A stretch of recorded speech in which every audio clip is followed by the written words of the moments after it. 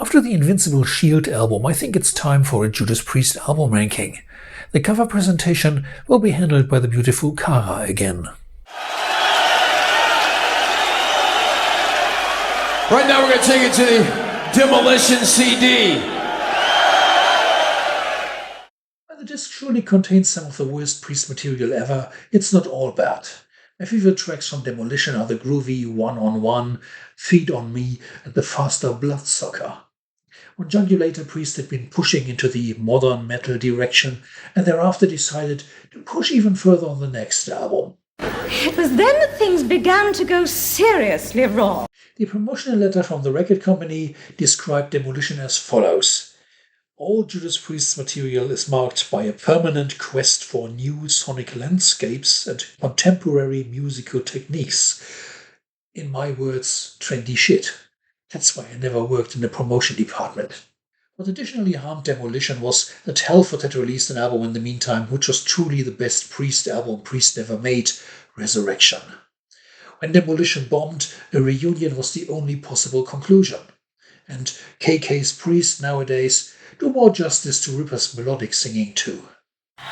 We'd like at this point to take you to the point of entry album. We'll take a look at you in this one, see what we've got in here tonight. Point of Entry has two good songs on the A-side, Heading Out to the Highway and Desert Plains. The rest is disappointing, especially after a killer album like British Steel. The explanation is simple. Too much distraction on Ibiza during the album production caused a poor result. But lessons were learned and they would work more focused on the next album, Screaming for Vengeance. This is Redeemer of Souls.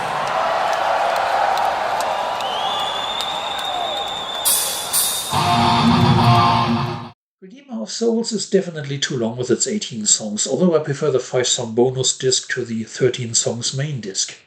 The problem with this album is it lacks a guiding line what it wants to be. All songs from Turbo sound like they belong on a pop album like Turbo, and all songs from Jugulator sound like they belong on a modern metal album like Jugulator. But what was the idea for Redeemer of Souls? It's like a collection of songs left over from the previous albums. Snakebite and Bring It On would have fit well on Ram It Down with their rock and roll style. The Darkest Secrets of the Dead is rather Nostradamus type of song. Metalizer could have been a single B-side in Painkiller days. But there are way too many fillers. For some strange reason, the album is also poorly produced with flat-sounding drums. Definitely not Priest's finest hour. The first record we ever made was this one, Rock'n'Rolla.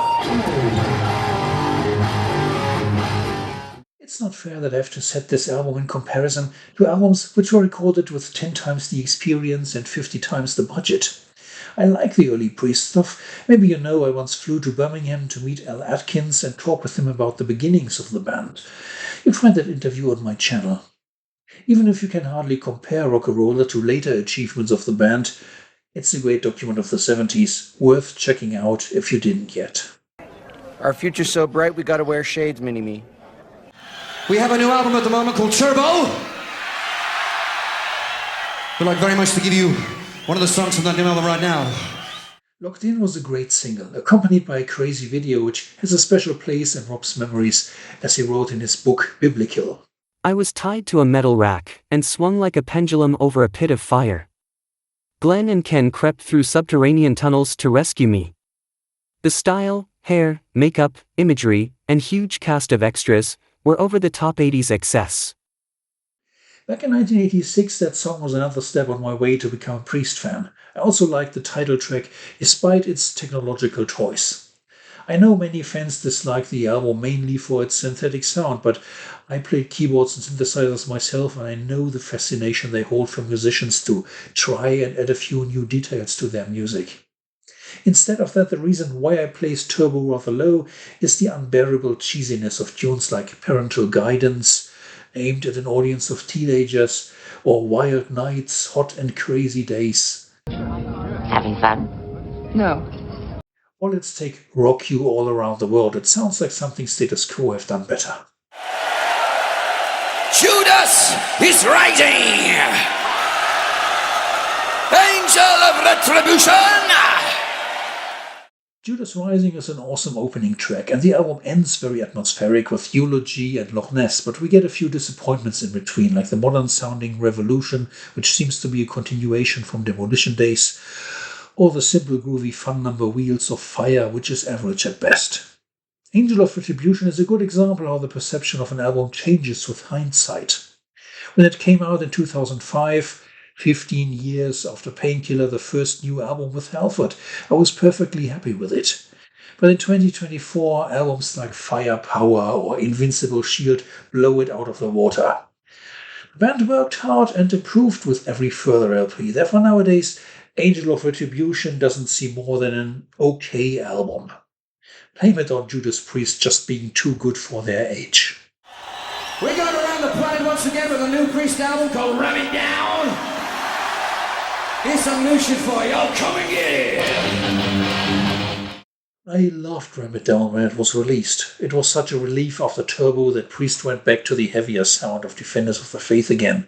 Listening to all Priest albums for this ranking, though, we finally put Ram It Down a bit lower than I had intended, for I realized that it was not their most creative album. But it contained great songs like Blood Red Skies, the perfectly titled Heavy Metal, or Come and Get It. We'll take you to the new Joculator CD. Something just a little bit more brutal. When they announced Tim Owens would be the new Priest singer, I already knew Heart of a Killer, which was released 3 years earlier by his band Wintersbane. So I was more confident than many others that you could pull it off. The first taste was the Bullet Train single. For Europe, a one-song disc only, for Japan with additional tracks, Rapid Fire and Green Manalishi re-recorded. And then Jugulator hit the shelves. Mean, aggressive, updated Priest for the 90s, with sinister tunes like Bloodstained and Death Row. Of course, Tim was determined to deliver the best performance of his life right here, while he was given the chance to sing for Priest. He's doing a great job, for example in Abductors, where he covers the whole range from deep growls to high screams. Even if the industrial and modern thrash elements were sometimes too strong, for example in the opener Jugulator, it's a release that kicks some serious ass. I filmed the band on the tour for this album. You find one video from that on my channel. Every time we get back on the road, it's to support a new release, which you know we have by now, called Nostradamus. Before I talk about the music, what surely affects my appreciation for the album is the theme. Nostradamus' prophecies are written so poetic, vague, and ambiguous that this allowed for a variety of interpretations. Much of the attention and fame that his prophecies gained came from retrospective interpretations in which modern events were projected into the texts. These interpretations are often very creative and selective, taking certain words or phrases out of context. Frankly, the whole story about predicting the future is a load of bollocks. Nostradamus was an experiment which ultimately failed, since it didn't become a fan favorite. That's easy to prove because on the current tour nothing is played live from the album anymore. Seems nobody's asking for it. This low demand is a bit of a pity because Nostradamus has some really good compositions. My favorite tracks are on the second disc, Visions and Nostradamus. Also the dramatic finale of the first disc, Persecution, is great. It describes how the religious authorities of his time suspect Nostradamus to be a heretic, a story which befits heavy metal music really well. But Priest never put the concept idea on stage, played only prophecy and messenger of death on the tour for the album, and thus contributed themselves to Nostradamus being quickly forgotten.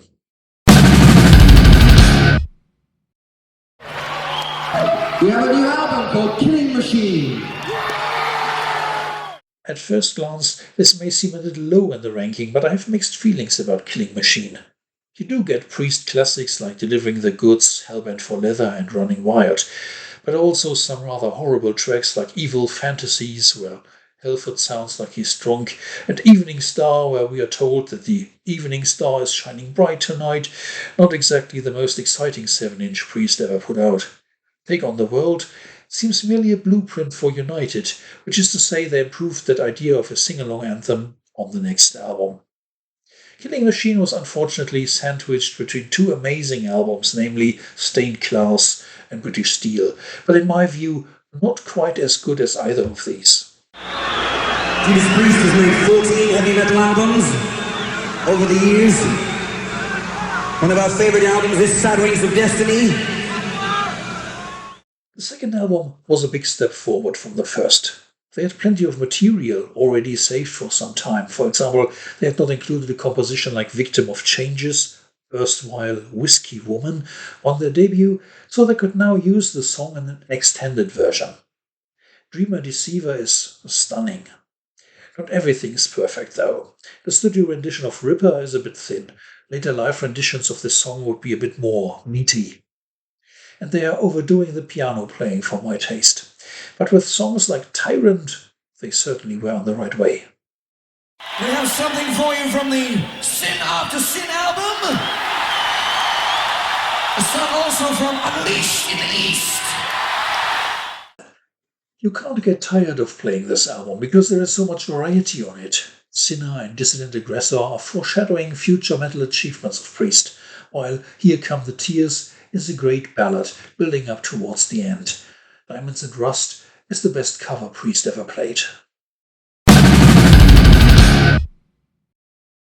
Rock on way over here, 50 years later, we got Invincible Shield in 2024. It's always difficult to place the latest album in a ranking. Easily you fall into the trap of fresh stuff sounds exciting, but see it more critical 5 years later. Happened to me with Angel of Retribution, for example. But I think Invincible Shield really has qualities which will last, and outstanding songs like Panic Attack, Sons of Thunder, and Crown of Horns, to name but a few.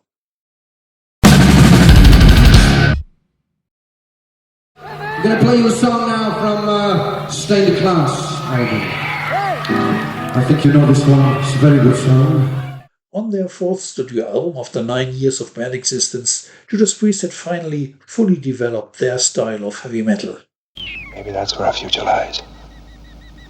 By 70s standards, the record has incredibly aggressive tunes like Exciter and Savage, but also emotionally gripping songs like Better by You, Better Than Me, and Beyond the Realms of Death. Awesome. We have a song on the Firepower album that really captures the true spirit of Mike Tipton. This is No Surrender. Priest are oftentimes compared to their contemporaries Iron Maiden, but there is a crucial difference. The new Maiden albums feature songs 10 minutes long, which make you sit in your living room and say, "Oh yes, rather interesting, isn't it?" Judas Priest still kick butts with albums like Firepower. I just love that. It's a killer album made for headbangers. This is also from Streaming Avengers. This is a Devil's Child.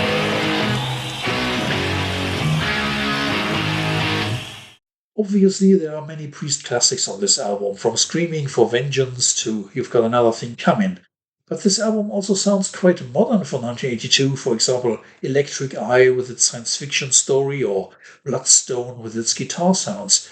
It's not just a continuation from British Steel, but also developing Priest further. Fever is the only song which sounds like it doesn't belong on this album, but was left over from Point of Entry or so.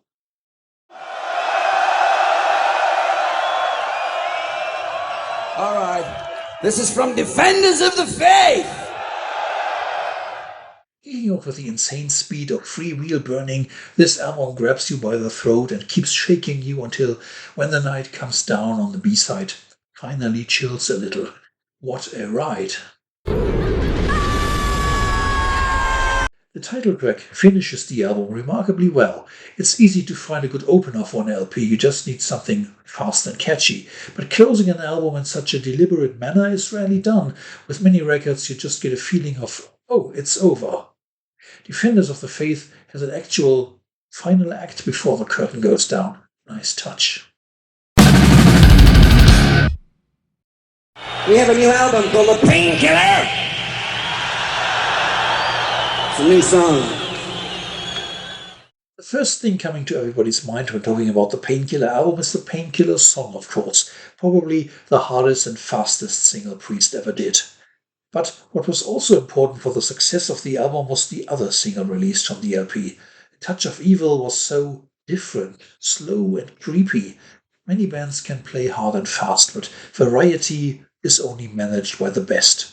Then we get Nightcrawler, probably the song from this album which was most often covered by other bands. One Shot at Glory and Between the Hammer and the Anvil. The tour they did afterwards with Pantera and Annihilator remained my favorite Priest tour ever, hands down. It was difficult for me to decide whether I put Painkiller on number one or this one. I've got a whole bunch of Priest stuff for you right now. We'd like to take you to the British Steel album. This I think you might know, it is The Grinder. British Steel was the first Priest album I ever heard. A friend of mine had recorded it on a tape when we did a weekly tape exchange in the schoolyard, Check out this band, they're cool. Songs like Rapid Fire blew me away. Apart from Motorhead, I had never heard anything so heavy before. So yeah, I maintained a soft spot for this album until today. One thing I like is that British Steel was before any digital effects. Famously, a tray with forks and knives was used to make the noise of the metal gods marching. Try it for yourself. Sound effects don't get more old school than that. I hope you had fun watching this. See you next time.